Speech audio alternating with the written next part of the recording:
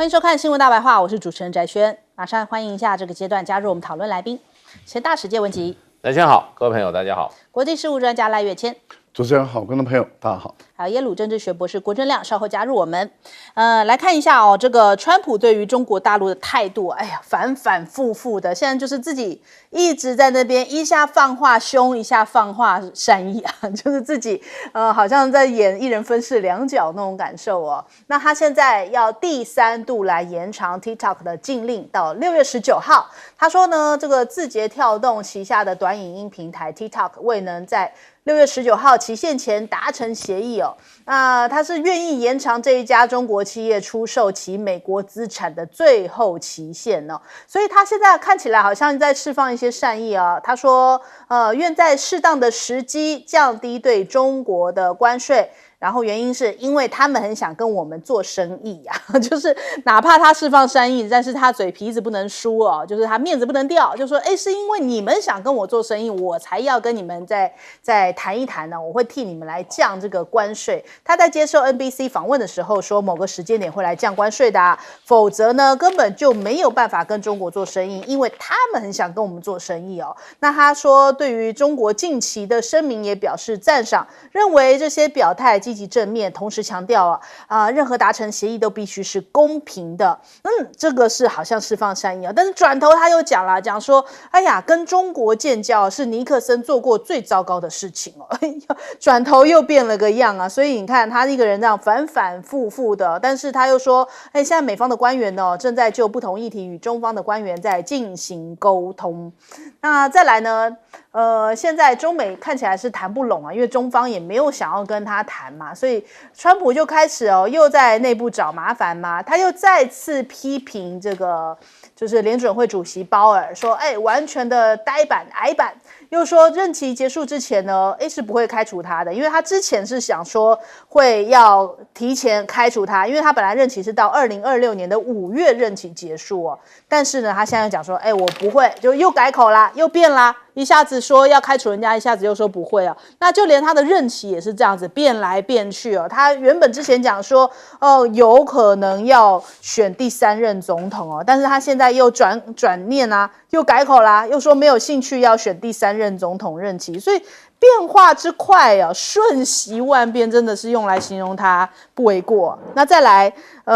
川普的贸易顾问纳瓦罗形容大陆是吸血鬼啊，谢峰怎么回应他？大陆驻美大使谢峰他就讲说发起关税战的不是中国我们也不想打架，但是呢也要告诉美国，我们也不会被吓倒。所以现在看起来这是变成一个僵局因为美国在那边自己上蹿下跳的弄半天，结果中国大陆好像来一个就是冷眼旁观，看你要怎么样耍猴戏的那种状态反反复复这样的情况，其实就连美国自己内部的美企现在都已经有许多大企业在财报当中出现这4个字叫暂停财测，因为谁知道明天会是怎么样呢？市场分析师现在也不知道该怎么样来预测前景的，谁料得到川普下一秒钟会怎么做呢？还有 UPS 这个知名的物流龙头相信很多人都使用过 UPS 结果他现在也是大受影响，要裁员2万名员工，现在物流或者是产品大幅减少运到美国的所以他们现在物流人员需求量也是大减，经营100年竟然也是被毁在这个川普手上现在要裁撤2万员工，而且关闭掉全美73座营业据点。他说呢，现在要因应业务的结构重整，还有营运的利润压力在全球的贸易环境变动当中，必须要做一些必要的调整。那所以为了要绕过关税，很多的美国人掀起了代购热，飞到了大陆去扫货那因为呢要因应这个关税新政，所以像是大陆的电商平台 Team 跟 Shein 都已经开始不再特别是 Team 啦，不再卖给美国这些来自中国大陆的商品。那 Shein 是加价来销售那另外包含了像 Nike 艾迪达这70多家的运动品牌，现在都联署写信给白宫，希望要求豁免对等关税不然呢，这个目前低于800元的包裹也将面临到120%的关税，所以现在看起来他们生意也不用做了呀。那很多美国人是直接这个跳过这个海关，他们自己就是旅游兼采购哦，甚至是变成转型成代购业者的方式来绕开关税。那再来还有一个现象就是中国大陆很知名的品牌泡泡玛特啊，就是被形容为潮玩具。它最近呢推出了新一波的这个拉布布啊，拉布布现在在全球非常的红哦。那它这个前方高能系列在美国推出的时候，其实因应关税呢，它原本的价格从$22已经调升到$28，但是在商场当中仍旧看到了大排长龙的场景啊，很多美国的消费者照样要去抢购哦。这个拉布布现在是变成一个全球缺货的状况，所以人家讲说，哪怕你加关税，你还是挡不住啊这个中国大陆这个潮玩的吸引力。首先，我们来请教一下亮哥怎么看呢？那个泡泡玛特22涨到28涨太少了吧？它应该要涨145%，啊，145，所以应该卖50块才对。对啊，好贵。我帮他算一下，所以怪不得大排长龙啊！还觉得赚到？当然赚到啊，对不对？这个它才涨25%，对不对？是的。所以我觉得现在是这样啦，中国跟美国关税战这样硬干啊，双方面对的危机是不同的啦。美国面对的就是即将来的缺货危机嘛，缺货危机其实会联动一些失业啊，比如说港口，现在洛杉矶大概就少掉40%的运量，对，那它会联动到国内的卡车司机啊，货柜的司机啦，火车啦，所以你刚刚讲到那个联邦快递，那只是其中之一，实际上会有一波失业潮，对，那缺货一般估计是到这个月底就会货架上就没货了啦，就是中国的东西就没了啦，那个时候可能会大家会观察，可能会进入一个新的民众的不满啊，那川普会不会有新的一波民调下滑？那当然，如果金融市场也耐不到5月底啊，那就开始又跌了这都是美国不能控制的因素因为美国自由社会嘛，它也没有管制市场也没有国营事业那也没有那么多的单位可以临时来给民众津贴啦那中国大陆的挑战是另外一种的，就是它的外贸企业就暂时生产停止那有一些企业当然会有冲击啦，然后一定会有人失业，那就是政府相关单位啦，要不要来帮这些企业跟失业的民众帮他挺住？所以是不一样的挑战那因为中国大陆的体制啦，还有他们把这个事情的理解，把它视为是一个国家级别的战争嘛所以我认为中国大陆挺6个月是没有问题那重点在于川普能够挺6个月吗？这个我觉得变数就在这里啦，就是中国大陆当然还是会有一些行业辛苦这没有办法那当然就会还有另外一个就是很多洗产地的转口贸易就会开始出现你刚刚讲的代购那个量不大了转口贸易才是大那双方就互抓嘛那最明显就是美国就去抓东南亚的太阳能产品那大陆就跑去巴西跟阿根廷抓美国的大豆，不是这样吗可是我认为美国会防不胜防，因为中国大陆跟140个国家最大贸易伙伴到处都是中国商人所以转口贸易我认为是无孔不入了现在就已经发现这次对等关税受灾比较轻的中东地区现在就成为中国货大量进口的地方那你认为是中东人突然爱用中国货吗？我看不是吧可能另有他用中东也抓准了商机转口我当然是这样那最明显就阿联酋对不对？我认为会有蛮多这样的地方，就是我们所讲的这个世界上有名的自由港一定都会有这个现象。新加坡也是啊，因为新加坡关税只有10%，我对等关税啦10%啊。那我认为南美洲一定也有了啊，就是那美国人就去抓吧啊，这个叫做，因为它的利差实在太大了，145%所以我到任何第三地，就算我成本要30%，我还是赚100%啊。我觉得那个利润实在太高了。对，所以我觉得会有很多商人做这样的一个洗产地的交易了。那这个未来几个月我们就会看到了。好，来请教介老师。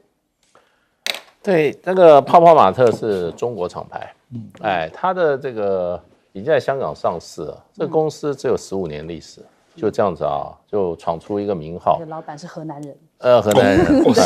叫王宁，单名王宁啊。那就变成其实这种玩具产业啊，这种stuffed animal 产业啊，事实上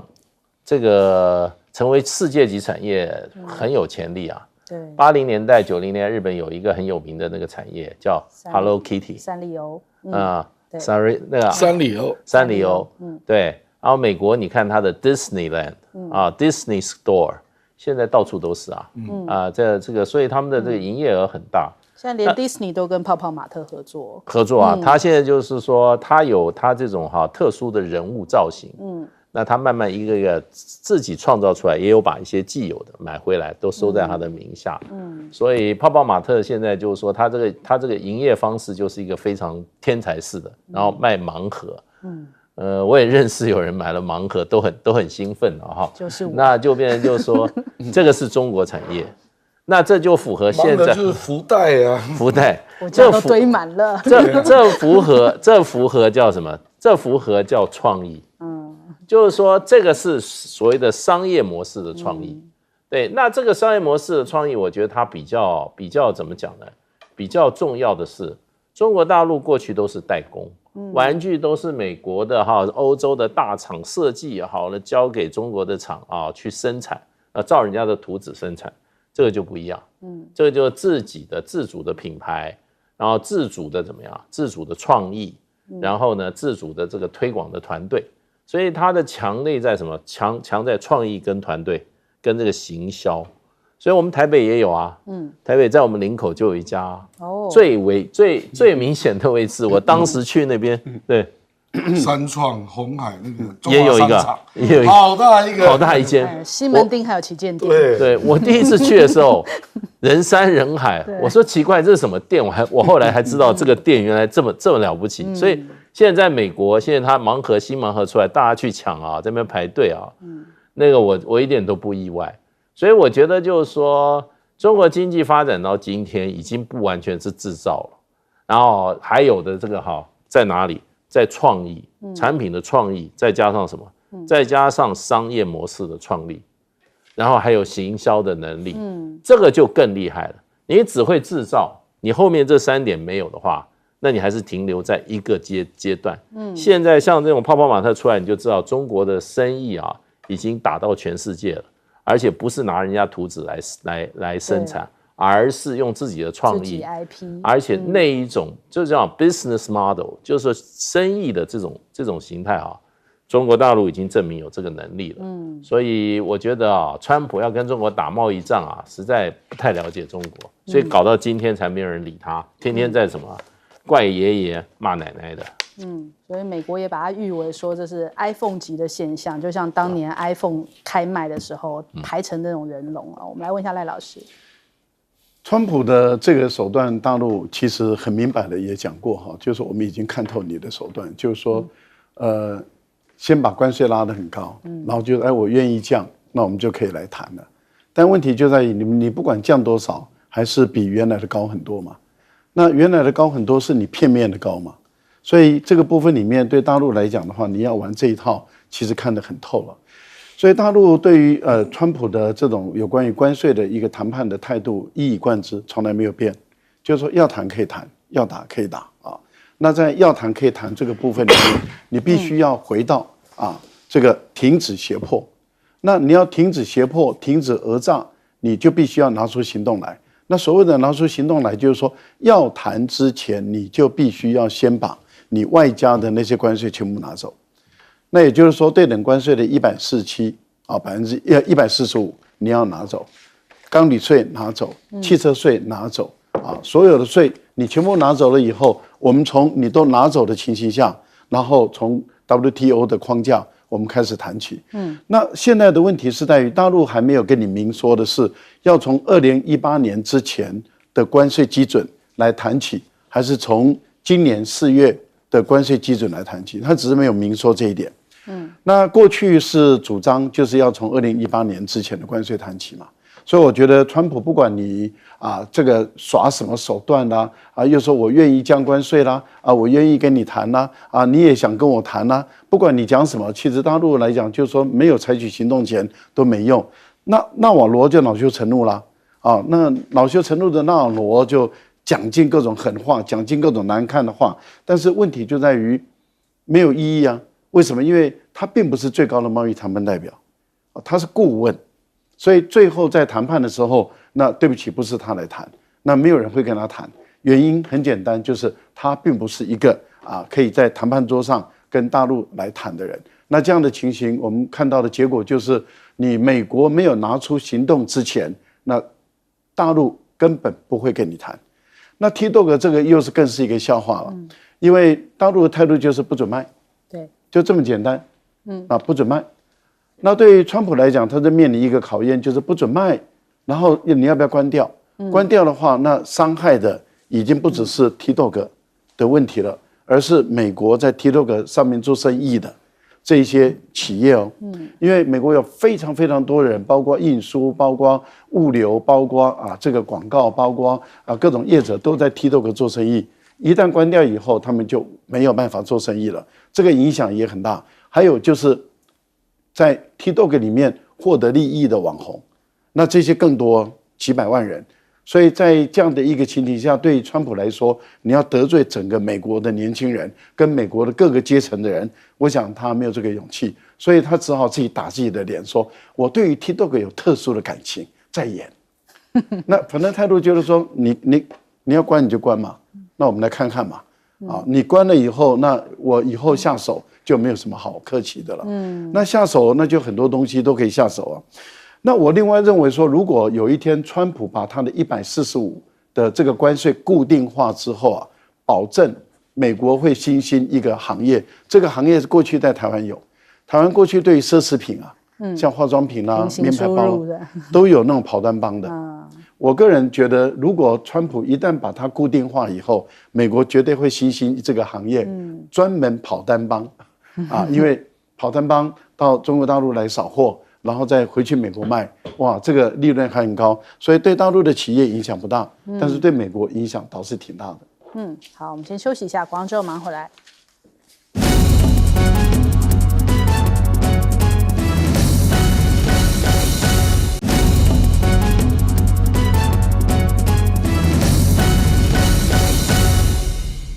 欢迎回来，新闻大白话。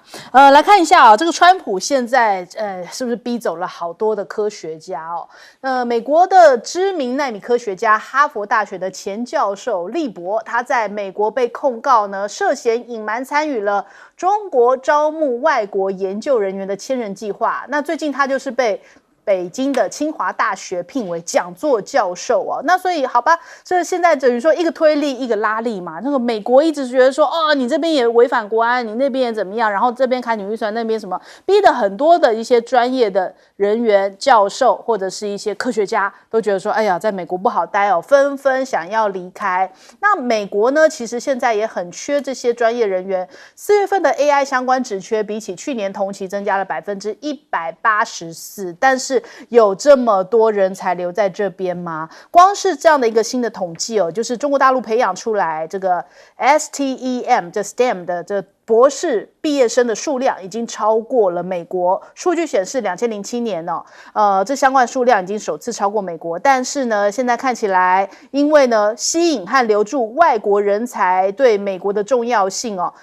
看起来美国好像没有在琢磨在这个领域因此呢，在现在各方面的研究领域上面，已经开始出现一些好像输给中国大陆的迹象了。那我们看到了这个北京环球时报的前总编辑理胡锡进，他就讲说，中美关系紧张加剧哦，美国政府在对于这个在美的中国人总是好像要扣个帽子，这样怀疑他们嘛，所以华裔的科学家就遭到了一些审查，导致他们选择回到中国。而随着中美贸易战、科技战越演越烈，加上中国奋力建设科技强国，相信在美国的中国科学家这种归国潮会继续加速，而且现在还有观察到，现在中国大陆积极在招募，在川普上任以来被解雇的美国科学家积极招手，所以很多的美国科学家也开始选择转移到中国大陆那边，可能有更好的一些待遇跟环境哦。所以这个美国的人才正在遗失外流当中啊。那再来，我们看到了连华为在晶片领域现在因为中国大陆致力于推动国产晶片嘛，所以就外媒在讲说，发现到华为在深圳的工厂已经开始要尝试生产高阶的晶片来取代辉达以及台积电的技术那金融时报就讲说，有记者实际走访，还有甚至有卫星照片在拍照发现到说，在深圳这边，华为已经有这个先进晶片的生产线，有3座厂房所以看起来他们这3座厂房在2022年就已经动工了，而且进展非常的迅速其中一个厂房呢，会直接是由华为经手，未来可能是用来生产公司用于智慧型手机的升腾人工智慧处理器的7奈米晶片，这也是华为首次尝试自行制造高阶晶片。那其余2座工厂已在2024年完工，而且是采取委外经营的方式，那是交由晶片设备厂的新凯与记忆体晶片制造商这个深维讯来营运，所以这2家都是新创公司但是现在目前工厂仍然属于华为所有。而李开复呢，他提到了，他说现在事实证明无阻中国在科技领域的发展，更印证了这个 AI 大模型根本不一定要高端晶片等于是彻底打破了西方用银弹架构出来的大模型设定，就是讲说像 DeepSeek 的这种横空出世，对于整个 AI 或者是这样子的产业造成了非常大的影响。那还有呢，稀土其实也是中国大陆反击美国的主要的一个算是一个反制裁。那中国大陆现在限制出口稀土之后呢，很多稀土的价格创下了新高日经的中文网他们提到，纯电动车、电动汽车还有风力发电站其实不可或缺的稀土价格正在快速上涨已经创下了历史的最高价格，1个月内暴涨了2倍。连叶伦都提醒其实美国也有高度依赖中国大陆大部分的关键矿产，那这会用于在清洁能源技术还有电池领域所以这可能反倒会阻碍自己美国的发展。再来，美国的哈雷机车现在加了税之后，哇，现在人家讲说恐怕都不再骑得起了，因为缺少了关键的零组件，难以组装所以美制的一些汽车，美制车现在涨了12万元。接下来呢，恐怕这个平均这样子的一个涨幅不是很多人可以负担得起的，因为很多的零组件是仰赖进口。还有对照一下小电驴这个拥有众多电动车企业以及完备的一些产业配套，无锡锡山被誉为是中国电动车之乡那世界的电动车看中国，中国的电动车看江苏，江苏的电动车看锡山其实也道出来现在江苏无锡锡山区在电动车领域的一些核心地位，而且这个数据很惊人平均去年每分钟就有 2.4 辆的电动车从锡山走向世界，所以这个真的反映出来这个科技的日新月异，而且东升西降我们来问一下亮哥，这个 Charles Lieber 这个美国教授他是美国院士级的化学家了那他事实上就是常年就是跟中国合作，那之前美国2010到2019，事实上这完全合法那他当然也因为这样，因为他的级别非常高啦，所以中国当然有很多研究的经费就愿意给他这样结果后来就被告，后来他还出庭好几次后来好像是小额赔偿就把这个案子给结了啦好像是5万美元这样反正他就非常不爽然后你这样来对我这种院士级别的学者这样搞而且我也没有刻意去违法。因为之前中美的学术交流是非常畅通的。对啊，我跟你讲啊，中国现在的留学生到美国，到全世界各地回流率啊，我看2023的资料是84%。那所以大部分都选择回去了，而且这个还不是最重要的，更重要的是留在美国一阵子的人也开始回去了，就是我们讲那个千人计划嘛，其实那个影响更大，因为有一些人已经在美国有研究经验，有教职，或者是跟美国方方面面的人士都打熟了，然后就因为千人计划、科技战啊。那一波回去了，大概有1400个人。那目前大概很多人啊，在中国都是重要的学校或者研究机构的主持人。其实这一波影响是最大的，因为他们在美国也能够那个就业，拿到某些机构的重要的位置那结果他在美国竟然没有办法继续待下去，所以我这个坦白讲就是。感谢川建国啊，不然你要怎么说呢？我感谢拜振华就是你等于是把中国最优秀的学者、研究员，本来在美国都已经站住了，都已经站立住了，你逼他回去嘛？对，这个每个领域都有了，那当然这个情况就会造成更多的留学生就选择就回去中国嘛，就是这样，所以。我觉得这个是美国自己造成的啦，对，因为科技最重要就是人才嘛，是，就你现在把人才都赶回去了，所以中国政府坦白讲自己还做不到这个程度啊，对不对？就感谢你都把他赶回来，这样。好，我们来请教一下介老师。对，其实美国有一个统计哈，它大概在2020年里的时候啊，就是说美国所有在科学。还有工程方面获得博士学位的这个所有的获得者，17%是中国大陆出来的留学生，这比例非常的高啊。那可是美国在2018年推动所谓中国行动计划以后啊，明白的对这些大陆出来的这些华裔的这些学者，或者说在读研究生的来讲的话，还有甚至在工作的已经进入工作岗位的采取一个不信任的审查制度。那这个时候开始，中国大陆这些中国大陆出身的学者，事实上就开始已经有一些离开美国。那也不是完全都回了中国大陆，大概就是说斯坦福大学有个统计，在2/3离开美国的中国大陆的学者跟这些学人大概回到了中国大陆。可是呢，这些数额就从2018年逐年的在增加，那所以就变成就是说，事实上整个美国的这个就业环境，甚至就学环境，对于中国大陆这些出身背景的人已经感觉不是一个很好的栖身之所，感觉他们会受到怎么样？受到歧视，或者受到限制，或者甚至受到审查，或者因此而失去工作。最差的呢？还被怎么样？还被起诉调查。对，美国大学里面，前2年这个斯坦福大学一个教授，他就因为就是说跟中国大陆接了几个研究计划，就被调查，然后呢，甚至起诉。后来这个因为美国学术界都反弹认为这个正常的学术交流，你要加注政治审查的话，那以后谁敢做交流？而且学术是最需要交流的。最怕什么？最怕闭门造车。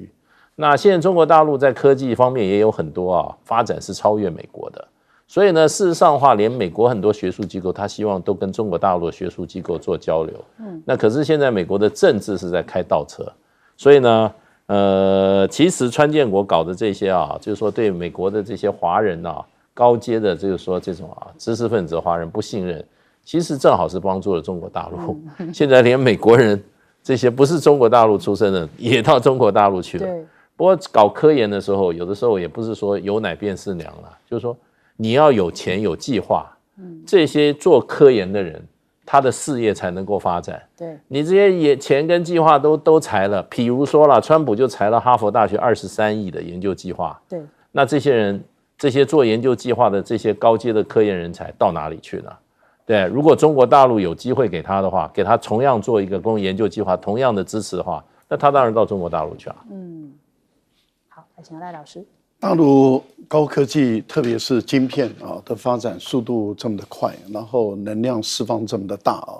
我觉得这个最主要是被美国人逼出来的不管是从川普的第1任拜登，一直到现在的川普第2任，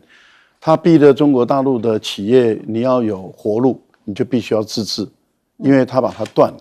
不管是光科技也好，先进制成的晶片也好，都把它断了。那断了以后，等于是刚开始不让你华为活，接着等于是几乎不让你中国的需要半导体的这些企业活，都不让你有活路的情形下，那你要走出自己的一条路怎么办？就只好自制嘛。那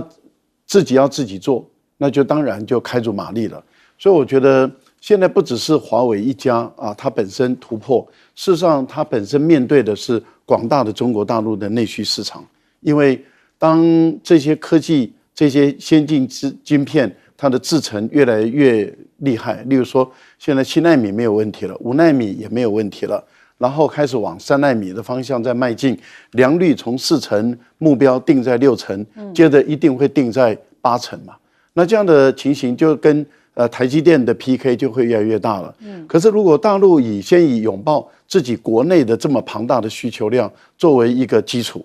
然后等到它的量够大，它的利润够大，它的赚的这个营业额够大的时候，它慢慢的在国际之间就跟你台积电跟三星来竞争了。所以等于是美国的这种迫害，逼迫中国的这个高科技半导体的产业，接着反而把中国大陆自己逼出一条活路来。可是问题是在于美国的半导体基本上是脆弱的，例如说它的先进制程依靠台湾跟韩国的三星，它的光刻机依靠荷兰，然后它的设备跟原料依靠日本。那美国自己拥有的就是高尖端的设计能力，可是大陆是全自制咯。在未来它全方位都有的时候，坦白说，如果它击垮了荷兰的ASML，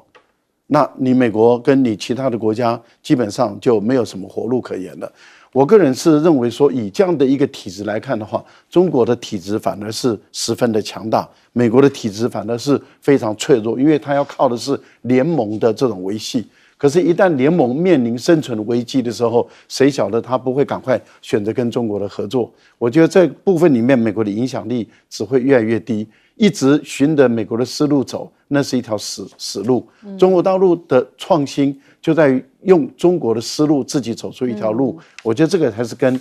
以往我们一般来讲在台湾崇美亲美的话，你这样一直按照美国的思路走，最后你会发现你根本就走不下去了。好，我们先休息一下，广告之后马上回来。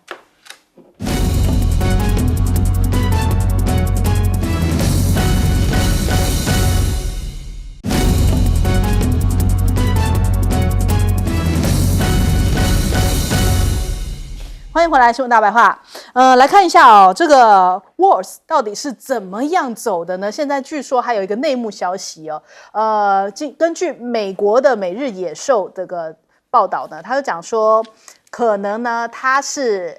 有群聊门的泄密事件之外，还有没有经过川普授权的情况下，跟以色列的总理纳坦雅胡就伊朗采取军事行动进行了密切协调，从而激怒了川普那美国的这个高层顾问就评论说，这个 WOS 的举动相当的不妥你是美国总统的部属，而不是其他国家领袖的幕僚，所以你不应该这样擅自进行另类的协商那以色列总理办公室在4月3号的时候，也在 X 上面发声明否认，就说从来没有就伊朗问题跟 WOS 经过任何密切的接触。但现在看起来，根据半岛的报道呢，美国跟伊朗原定在这个他们报道的同一天出刊日5月3号要展开第4轮的核协议谈判，但是后来就延后举行了。外界就研判可能跟美国近日来对于伊朗石油业寄出的新制裁有关，所以现在看起来不太乐观哦。那另外还有这个全球的地缘政治冲突又在升高了。也门叛军呢，他们飞弹落到了以色列的机场附近哦。那以国的防长誓言要反击啊。那看起来这个落到机场附近，但是目前没有传出重大的伤亡。以色列的防长呢，他讲说，要予以强烈反击，但是现在会怎么样的反击呢？不知道。纳坦雅胡讲说他事后发布了这个影片，讲说会听到很多的爆炸声，所以可能要用一种爆炸的方式来做回击吗？而且美国从3月起加大对于青年运动的打击力道，但是呢，现在效果看起来是很有限的因为看起来你看美国还被击落了 MQ9 的死神无人机，也就是说美国在这边好像越来越难使得上力啊。那伊朗呢的电视台他们提到了德黑兰当局展示了一款射程达到1200公里的新型固体燃料弹道飞弹。那伊朗的防长讲说，如果美国或以色列发动战争德黑兰也会予以回击。这是在目前这个中东这边。那另外一个这个看起来快要引爆的战争就是印巴这个巴基斯坦跟印度最近在喀什米尔爆发了一些冲突那所以现在全球都很担心，因为两国他们其实都有核武所以这个巴基斯坦还试射了射程450公里的这个弹道飞弹。现在目前两国气氛十分的紧张，那就连范斯呢也要求这个巴基斯坦跟印度一定要冷静要找出喀什米尔屠杀案的凶手。卢比奥也要求双方要进行合作，降低冲突，但是巴基斯坦的大使是放了狠话，我们也来听一下。The frenzy media of India and the irresponsible statements coming out from that side has compelled us, and there are some other leaked documents whereby it has been decided to strike certain areas of Pakistan. So that makes us to feel that this is going to happen and it's imminent. We'll use the full spectrum of power, both conventional and nuclear. 好，所以美国喊了半天，看起来似乎不太奏效那现在目前印度跟巴基斯坦是呼吁什么呢？他们希望中国跟俄罗斯能够参与调查，然后来出面调停所以反而倒是期待中俄来调停，美国或者是说川普直接是被撇在一旁。甚至还有最新消息就说看起来伊朗的外长也要在下周访问巴基斯坦跟印度。伊朗中俄现在倒是连线成一块这伊朗首先来做一些调停嘛。首先我们来问一下这个亮哥，这个美国最近因为对伊朗的石油出口做2级制裁嘛，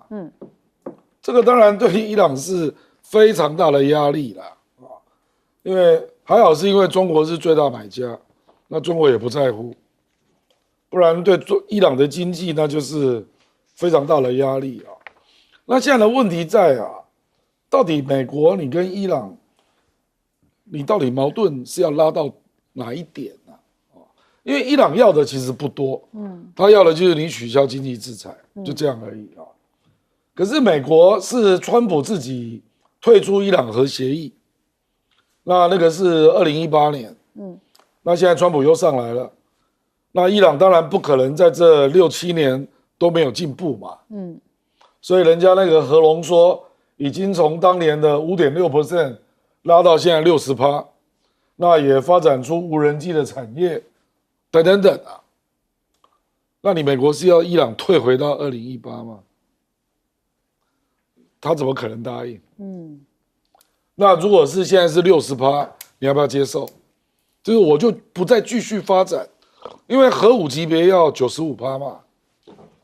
那事实上，伊朗也跟中国跟俄罗斯在北京谈完了。我认为中俄基本上是接受这样的方案就是我就现状我就不再往上就是60%那他可能把它转为核电那另外就是他的现有的军工还是维持在现状可是美国可能不愿意了那我认为不愿意的应该是以色列了，因为从60到95，如果真的是秘密做了啊，像北韩这样啊，理论上1年内可以完成，那以色列受不了嘛，这是信任的问题嘛，那以色列就完全不愿意谈啊。可是我们就看到，那也门胡塞武装就因为那个加沙战争，然后就现在那个矛盾就一直卡在那里啊。那美国2艘航母也不离开，你不觉得很奇怪吗？加沙战争不是结束了吗？哈马斯也没剩几个人啊，你2个航母为什么还要继续停在那里？给人家的感觉就是你还是准备要为可能的以色列攻击伊朗提供必要的资源嘛。所以我觉得目前就是这样的一个情况，所以要解非常的困难。就是说中国跟俄罗斯，因为他们跟伊朗比较有信任的关系啊，那中国大陆实际上也在买伊朗的石油，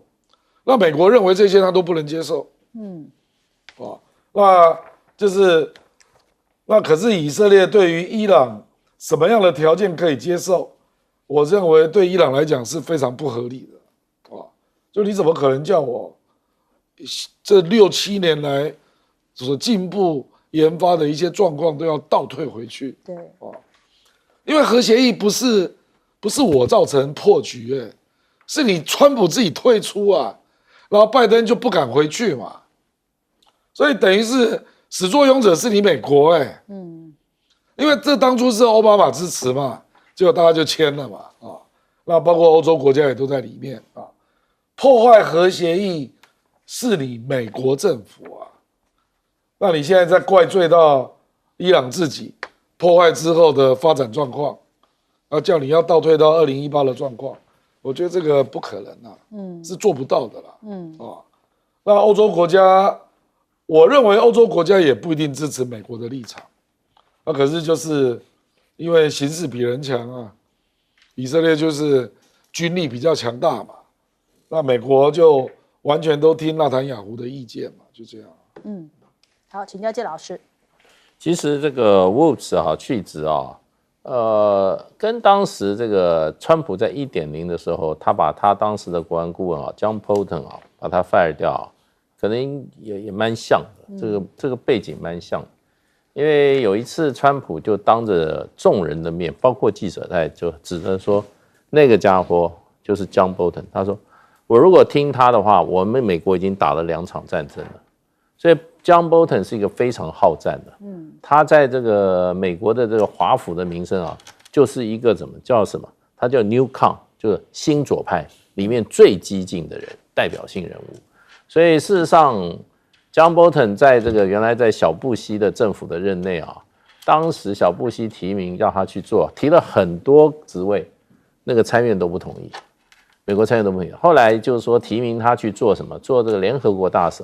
参院从头到尾都没同意，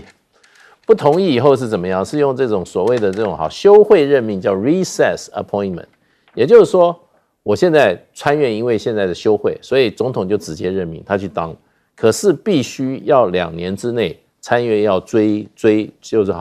任，如果没有追任的话，2年时间到，他还是下台。就John Bolton就是参院从头到尾都不同意，也没有追任，时间到就自己下台。所以那个这个 John Bolton 那种鹰派好战的这种形象你看多令人讨厌，连川普都不太喜欢。所以川普也有一个给人家印象说他都可以交易，可是不要老是跟我讲打仗的事。那这一次这个 Wolves 他被解职，说实话他跟川普还是老关系了。他在川普 1.0 的时候就在川普的幕僚内就做过了，而且在川普这个落难的4年中对川普时常这个送暖，所以一开始就给他一个重责大任。没想到他这纰漏出的蛮多的。可是我记得当时他这个所谓的这个把这个 Atlantic 这个大西洋杂志的主编那个搞入保密的群组里面的时候，川普公开替他还价，所以说这个是没有什么这个恶劣的后果出现这个只是一个这个不小心的事件，没有什么大不了的事。可现在突然被解职，那这个爆料的说，是因为他跟内塔雅胡两个共同商议的结果，认为说现在对伊朗出兵的时机是成熟的。所以不只是说要不要出兵，是他们已经认为有这个出兵的这个时机了。我想又是喜欢打仗的，所以最后被川普拿掉。不过他还算不错，川普还让他去做联合国大使还没有让他怎么样流落街头这算是不错的了。好，请教赖老师。确实，因为川普在第一时间是力挺沃尔茨的就是说，哎呀，这个泄密的问题没有那么严重了等于是以后再改进嘛，不要再发生就好了。可是问题是在于，怎么一段时间以后就突然间下台一鞠躬？这个当然会引起大家的揣测那当然就有人爆料了，说应该是他越过川普了。那这个就是川普所无法容忍的。也就是说，所有的决策都只能由川普做。你要做任何行动都要经过川普授权。你如果没有经过我授权，你越过的话，那这个他就碰到他的底线。如果是如此的话，这个就合理了也就是说当然对于内塔尼亚胡他一定否认了，但否认的话参考就好，可信度并不一定高因为我们都知道政府很多的时候的否认常常是不得不为他不会说实话的所以不需要太相信政府在公开场合里面所说的一些话那有关于这个胡塞组织给以色列带来的困扰，我想短时间也不可能解决了。这一次是打了以色列的国际机场，造成它的关闭这个对以色列是有损失，而且损失也不小因为你想一个国际机场，例如说假设我们桃园的国际机场一旦关闭的话，你想对我们台湾影响会有多大？对于经济对商务对各种来往影响是很大的。所以对于以色列来讲，坦白说它可用的筹码跟空间并不大也就是说，如果你不出动地面部队，你说我要再多几次的去空袭这个胡塞组织，除非你的情报非常的准确，然后如果你的情报没有办法准确的不得了，那胡塞组织是游击部队它是化整为零，所以它的这种轰炸其实效果都是很有限的。因此美国跟英国以色列对胡塞的轰炸已经不在少数了，其实到现在都还在炸，但是并没有因为这样子我们看到胡塞的作战力就减弱了美国的无人机 MQ9 无人机还是一直不停的被击落，现在已经被击落估计已经20几架了，这个对美国的威望也很有影响。前段时间我们看到了有个画面，就是有关于美国的这个战机的一个问题。那也就是说，胡塞本身不但攻击以色列，他也攻击美国的航母。这个如果有一天真的有一枚突穿，因为前段时间造成美国的航母的一个大回转，然后造成它的这个超级大黄蜂落海还有包括它的拖引车落海，这代表什么？代表这个已经有突穿，而且呢，事实上它打的点刚好是在于他们的升降梯要收回去或者要出库，因为现在不晓得是出库还是要回收的情形下，刚好在升降梯，而且是刚好是在于他们把挂钩拿掉的时候那段时间去打，然后造成它的一个大回转，所以飞机才会整个甩出去。这个代表什么？代表胡塞是不是已经掌握了美国航母的一个运作的规律？或者是有内贼把这个讯息通知给他们，或者是有什么样的情报单位把他们的讯息通知，要不就是偶然巧合。这个对于美国来讲影响其实蛮大的。